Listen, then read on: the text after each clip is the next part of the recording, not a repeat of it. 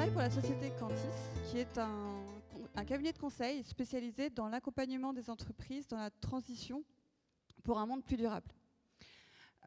Comment on fait ça? On utilise une métrique qu'on appelle l'analyse de cycle de vie, qui consiste à quantifier sur l'ensemble du cycle de vie du produit. Donc, par exemple, pour le lait d'amande, on va travailler à partir de la production de l'amande, mais on va remonter jusqu'à la fabrication des engrais, par exemple, et on va aller jusqu'à l'utilisation, c'est-à-dire jusqu'au fait de produire. Enfin, on va aller jusqu'à l'utilisation, c'est-à-dire de consommer le lait d'amande, en prenant en compte aussi les impacts au niveau de l'usine pour produire le lait d'amande. Voilà. Et donc, pour pouvoir faire ces travaux, pour pouvoir quantifier sur l'ensemble du cycle de vie les impacts environnementaux associés à un produit ou un service, il nous faut des données. Et en France, pendant longtemps, on n'avait pas de données qui nous permettaient de quantifier les impacts environnementaux associés aux productions agricoles françaises. Et du coup, je crois que c'était en 2009, l'ADEME a lancé un grand programme de recherche qui s'appelle Agribalise, qui visait à développer cette énorme base de données des impacts environnementaux des productions agricoles françaises. Ils ont beaucoup travaillé sur les gaz à effet de serre, et ce sont les données que vous avez dans l'outil que vous a fourni Chafik. Mais ils ont très peu travaillé sur les aspects empreinte eau. Et c'est pourquoi, il y a 3 ans environ, l'ADEME nous a mandatés, ainsi que d'autres instituts techniques, et avec l'aide de l'ONEMA, pour améliorer cette base de données sur les aspects eau. La livraison des données est prévue pour la fin de cette année.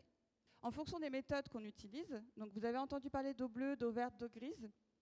On peut aussi parler de rareté de l'eau, de disponibilité en eau. Vous allez voir plein de chiffres différents. Ce qui est important, c'est comme pour les gaz à effet de serre. Vous avez différentes manières de calculer, vous avez différents périmètres qui sont considérés. Par exemple, est-ce que je vais considérer juste ma vache? Ou est-ce que je vais considérer l'élevage? Ou est-ce que je vais considérer l'aliment qui est donné à la vache?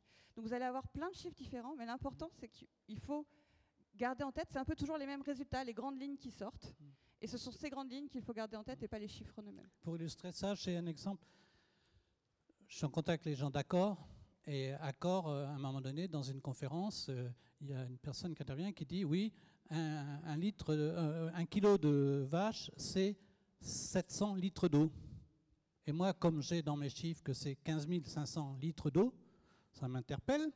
Et donc après, j'envoie un mail à la personne qui animait. Elle me dit oui, on a pris l'eau qui est bue par la vache pendant son existence. C'est-à-dire qu'ils avaient mis complètement de côté toute la phase de production des céréales, de tout ce qui permet de nourrir la vache. Ils avaient pris juste une petite facette. Donc, simplement pour dire qu'on peut faire dire aux chiffres tout un tas de choses complètement différentes. Si c'est 700 litres d'eau, si c'est 15 500, évidemment, il n'y a pas photo. Exactement.